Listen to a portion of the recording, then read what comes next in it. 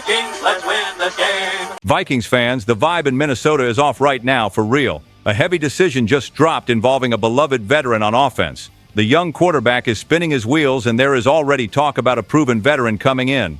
A former player called out the offense, and the star on that side of the ball said exactly what the fan base is feeling. And on top of that, there is a real chance at a high draft pick. Stick around until the end, because the last part of this story is going to surprise you.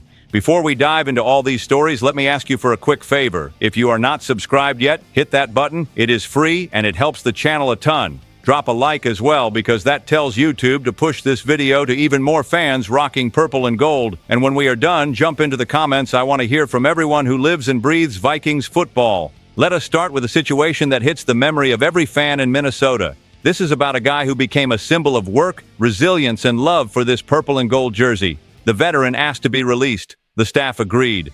And that leaves a strange, empty feeling, because it really does look like the end of a chapter, the end of a career knocking on the door. Kevin O'Connell laid out his side clearly.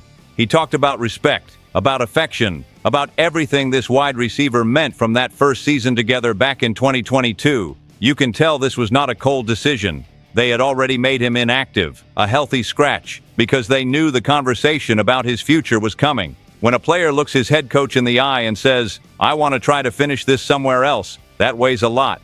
Back in August, the picture was completely different. Justin Jefferson barely practiced because of a hamstring issue. Speedy Naylor was hurt and a question mark for the start of the year. Jordan Addison was suspended for the first 3 games, and you had a young quarterback trying to find his way in the NFL. The front office looked at the schedule and looked at the roster. Then the thinking was, let us pay a premium, basically the price of a 4th-round pick. The idea was to bring in a familiar face, a reliable target, a leader in the locker room. On paper, it was defensible. On the field, it never clicked. He actually played a ton of snaps in those first 3 games, but the ball almost never found him. 2 catches in that whole stretch, then Addison came back in week 4, and his snap count fell off a cliff. From that point on, it was a different reality. Fewer than 10 offensive snaps on average per game. A lot of time standing on the sideline holding his helmet, watching Jefferson, Addison, and Naylor dominate the routes. Final numbers: 8 catches on 18 targets, 69 receiving yards, and 3 drops. Tough to look at, and this is exactly where it stings for anyone who lives and breathes Vikings football. To be honest with you, this becomes one of those front office decisions we store in the memory bank as, that did not need to happen. You knew Addison's suspension had an end date. You knew Naylor's injury was not catastrophic. In the end, you burned draft capital on a guy who barely touched the ball. The only thing that really saved it was the human side on the way out, with O'Connell and Kwesi listening to the request and letting the veteran go without any drama. And you are getting that true bleacher view of this story right here. Analysts from the outside will talk only about numbers and routes. People who have their whole lives tied to this team feel something different. They feel that, sure, the move made some sense back in August, but now it hurts to remember the price they paid. At the same time, it hurts to see an icon leave this quietly. No one last big game at home. No farewell moment that matched what he meant.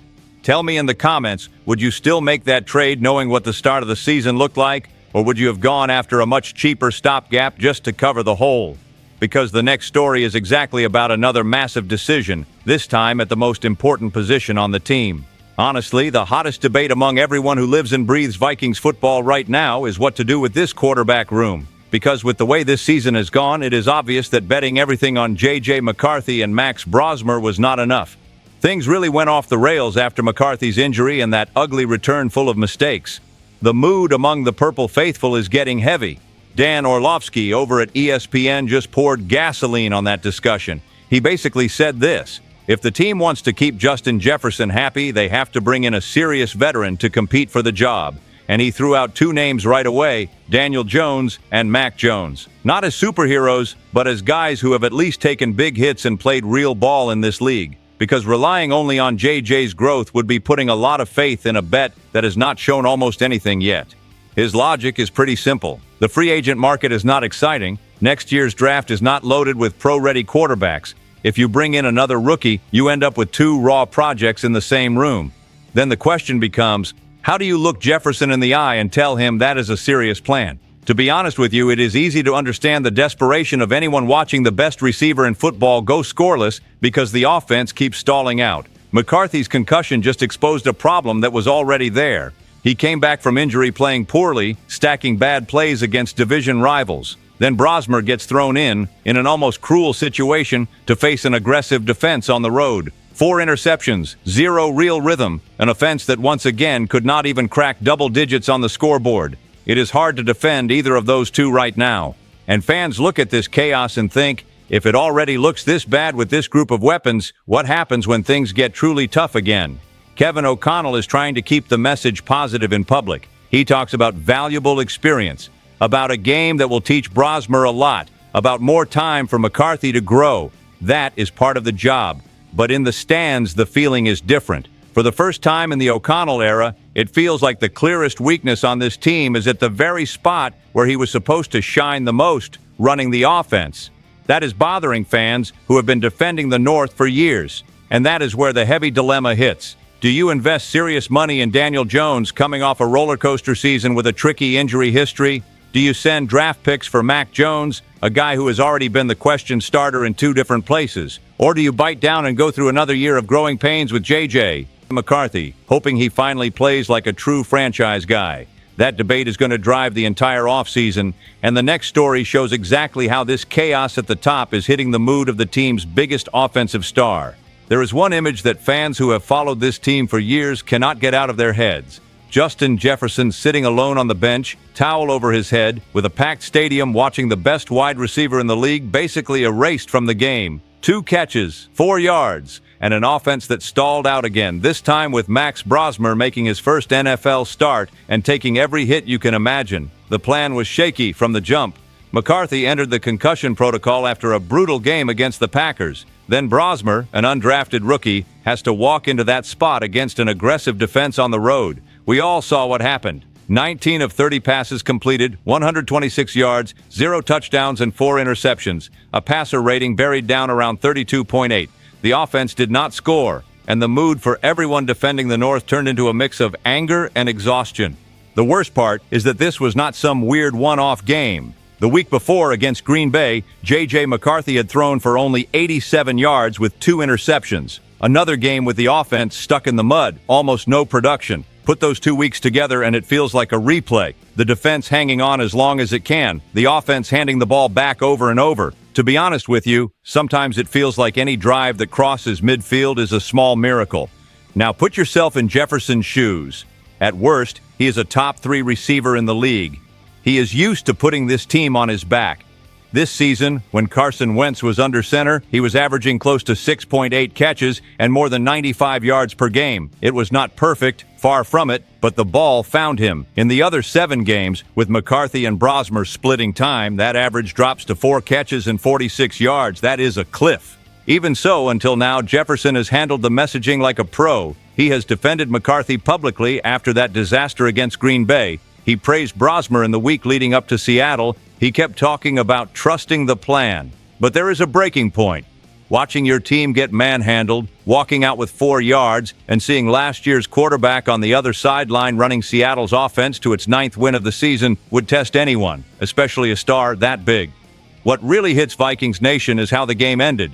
Cameras caught him isolated on the bench, then he left the locker room without talking to the media. Reporters said it was the first time in years that had happened. It is not a tantrum, it is not a lack of professionalism, it is frustration that has been building for a long time. And for this purple and gold fan base, there is a real fear underneath it all. How long can he keep smiling through this? Talk to me in the comments. Do you think this frustration is just about the moment, or could it turn into a real problem in his relationship with the team if the quarterback situation does not change? Because the next story brings the full, heavy verdict, with a former player saying in plain language that the Vikings offense is broken right now. What really exposed how bad this offense has gotten was a raw rant from someone inside the family. Ben Lieber, former Vikings linebacker and now a big voice on the radio, left Seattle saying flat out that the offense is broken. He was not talking about a bad night. He was talking about a systemic problem. Structure, philosophy, everything going wrong at once. He was on the sideline, feeling the energy, watching every snap of that embarrassment. 0 points on the board and 11 first downs, 162 total yards and 5 turnovers. Those are the numbers of a team fighting for the top of the draft, not a roster that has Justin Jefferson on the field. And all of that with Brosmer making his debut against one of the toughest defenses of the year. The offensive line went in banged up. No Christian Darrisaw, no Donovan Jackson, and they lost Ryan Kelly in the middle of the game. 3 backups trying to hold up against a vicious pass rush. The results showed up fast. The run game basically disappeared. Midway through the fourth quarter, they had 11 rushing yards. Protection was breaking down. The opposing defense was dropping bodies into coverage, barely even needing to blitz. Brosmer was running for his life. But Lieber's criticism went way beyond execution, and that is where it really hurts. He talked about a predictable offense, play calls that do not help a young quarterback, a stubborn plan that does not respect the reality of an injured line, and shaken confidence. To be honest with you, that is exactly how it feels for people who have followed this team for years. It seems like every play is harder than it has to be.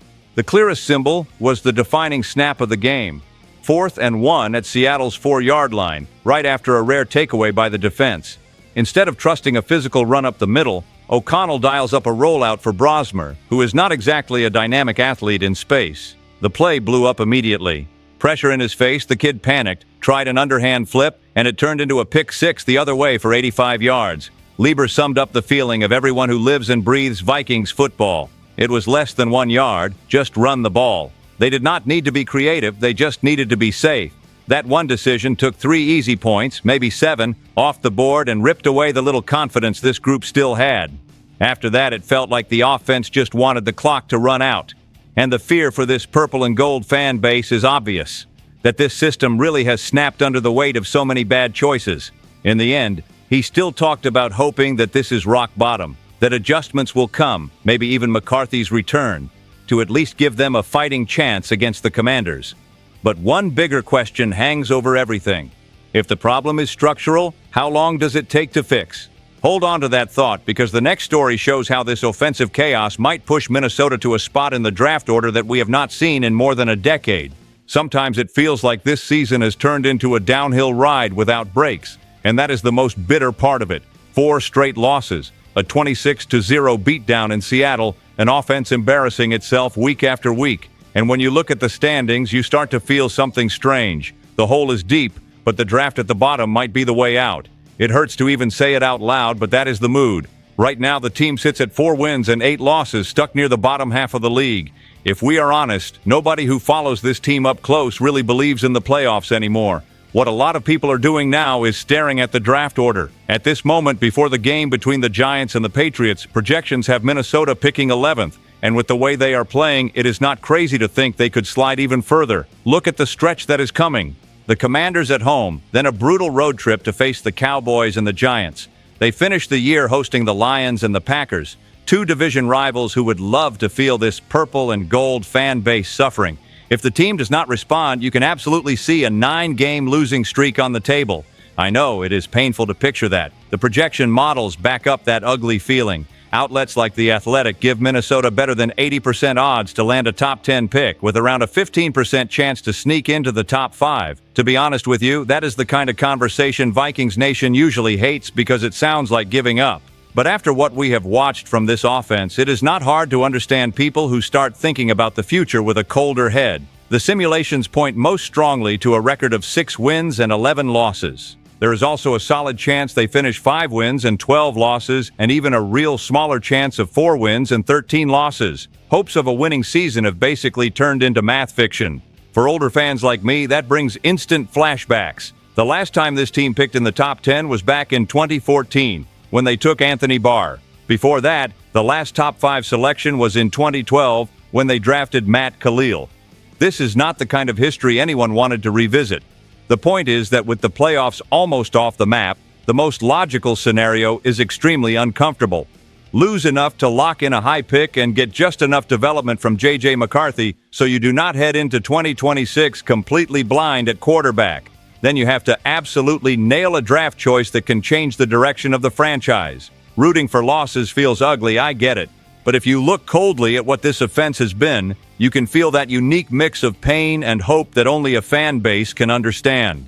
At the end of the day, everyone who has defended the North for this long has to face a brutal question. Is it better to steal a couple of wins at the end of the year to save some short-term pride, or embrace a bigger fall now in exchange for a stronger future? Keep that in mind, because next I want to tie all of this together and talk about what this moment really says about the identity of the Minnesota Vikings as a franchise. Deep down, this stretch for the Vikings is a mix of pain, embarrassment, and a stubborn insistence on believing anyway. The beloved veteran leaving, the chaos in the quarterback room, Jefferson's frustration, and an offense being called broken by people who know the building from the inside all point to one thing: something big has to change. Even so, fans who have ridden with this team for decades know Minnesota has never been about the easy road. It is about taking the hits, getting back up, and keeping the North defended. So stay close, steady your heart, and drop a comment, because this space belongs to everyone who lives and breathes Vikings football. Stay tuned. SKOL Vikings, let's go.